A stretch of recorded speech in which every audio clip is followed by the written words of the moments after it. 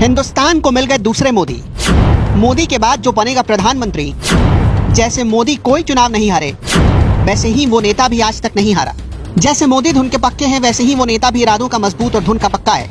आज सबूत भी दिखाएंगे और डिटेल भी बताएंगे। मोदी के जैसे सितारे हैं, ठीक वैसे ही उस नेता के सितारे भी बुलंदी पर हैं। उस नेता का नाम है योगी आदित्यनाथ। रुकिए, अभी सबूत बाकी हैं। इतिहास गवाह है कि योगी को जब भी जहां भी जिम्मेदारी मिली, वहां बीजेपी की झोली में जीत आ गई। ठीक वैसे ही जैसे मोदी को जब भी कोई बड़ी जिम्मेदारी मिली, उन्होंने खुद को साबित किया और उस जिम्मेदारी में मोदी को ही जीत मिली। 1967 में सिर्फ 17 साल की उम्र में नरेंद्र मोदी घर छोड़कर संघ की शाखा में चले गए। योगी आदित्यनाथ बचपन में ही विद्यार्थी परिषद में शामिल हुए और प्रचार में जुट गए। कॉलेज जाने की उम्र में यानी 17 साल के करीब योगी आदित्यनाथ ने भी घर छोड़ दिया और गोरक्षनाथ पीठ आ गए। 1974 में नरेंद्र मोदी ने जेपी आंदोलन में हिस्सा लिया और इंदिरा सरकार के खिलाफ बगावत करने पर उन्हें जेल भी जाना पड़ा। 1980 में बीजेपी का गठन हो गया। नरेंद्र मोदी ने अटल बिहारी वाजपेयी के सपने अंधेरा छटेगा, सूरज निकलेगा और कमल खिलेगा वाले नारे को मन में बिठा लिया। संगठन के लिए काम करते गए और गुजरात में उनका कद बड़ा होता गया। 1988-89 में नरेंद्र मोदी को गुजरात का महासचिव बना दिया गया। इस रेस में कई बड़े बड़े दिग्गज और अनुभवी नाम शामिल थे, लेकिन जीत मोदी की हुई। 1990 में आडवाणी ने गुजरात के सोमनाथ से अयोध्या तक रथ यात्रा निकाली। इस रथ यात्रा को सफल बनाने की पूरी जिम्मेदारी नरेंद्र मोदी की थी। रथ यात्रा सिर्फ सफल ही नहीं बल्कि ऐतिहासिक भी साबित हुई। मोदी को 1995 में भारतीय जनता पार्टी का राष्ट्र सचिव और 5 राज्यों का पार्टी प्रभारी बनाया गया। 1998 में उन्हें संगठन का महासचिव बनाया गया। यानी रथ यात्रा जैसे विशाल कार्यक्रम को सफल बनाने का इनाम मोदी को लगातार मिल रहा था। इसी दरमियान देश की राजनीति में योगी आदित्यनाथ भी आ गए।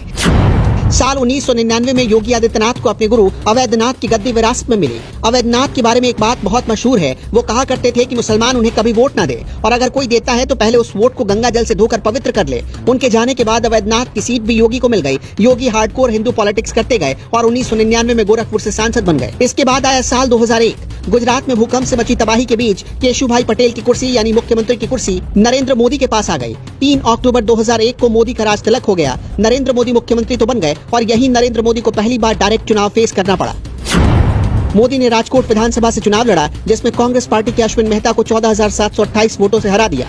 2002 में नरेंद्र मोदी की छवि पर हजारों दाग लगे। मोदी ने मुंह से इसका जवाब नहीं दिया। जिन लोगों को लगता था कि मोदी खत्म हो गए, उन लोगों को मोदी अगले विधानसभा चुनाव में वोट की चोट से बता चुके थे कि वो गलत और मोदी सही है। 2002 के विधानसभा चुनाव हुए मोदी की अगुवाई में और मोदी के नाम पर बीजेपी ने गुजरात चुनाव लड़ा और जीत गई। इस बार नरेंद्र मोदी राजकोट की जगह मणिनगर सीट से लड़ने उतरे। कांग्रेस के दिग्गज यतीन ओझा को हराकर जीत गए। 2007 से इसी मणिनगर सीट से कांग्रेस नेता गणेशा पटेल को हराकर मोदी फिर जीत गए। 2012 में आईपीएस संजीव भट्ट की पत्नी को मणिनगर सीट से चुनाव लड़वाया गया, लेकिन तब भी जीत मोदी की ही हुई। 2013 तक मोदी नाम का आकर्षण पूरे देश में छा चुका था। 2014 में नरेंद्र मोदी ने उत्तर प्रदेश की वाराणसी सीट से चुनाव लड़ा, जहां उनके खिलाफ अरविंद केजरीवाल कैंडिडेट थे। जबकि गुजरात की वडोदरा सीट से मोदी ने लोकसभा की उम्मीदवारी पेश की, जहां उनके खिलाफ कांग्रेस के दिग्गज मधुसूदन मिस्त्री मैदान में थे। नरेंद्र मोदी दोनों सीटों पर बंपर वोटों से चुनाव जीत गए। इधर योगी भी लगातार चुनाव जीतने का रिकॉर्ड बना रहे थे। 2004 में कांग्रेस की लहर में कई बीजेपी के दिग्गज चुनाव हार गए। मुरली मनोहर जोशी सरीखे नेताओं की हार हो गई, लेकिन योगी आदित्यनाथ गोरखपुर से बड़े मार्जिन से जीत गए। 2009 में भी लोकसभा चुनाव में यूपीए का दबदबा रहा, लेकिन योगी आदित्यनाथ गोरखपुर से चुनाव तब भी जीतने में कामयाब रहे। लहर किसी की भी हो, योगी जहां जीत वहां। मोदी जैसे सख्त डिसीजन लेने वाले नेता माने जाते हैं, वैसे ही योगी भी हैं। दोनों नेताओं की कई खूबियां हैं जो मिलती हैं, इसलिए योगी नरेंद्र मोदी की विरासत को संभालने के असल हकदार हैं।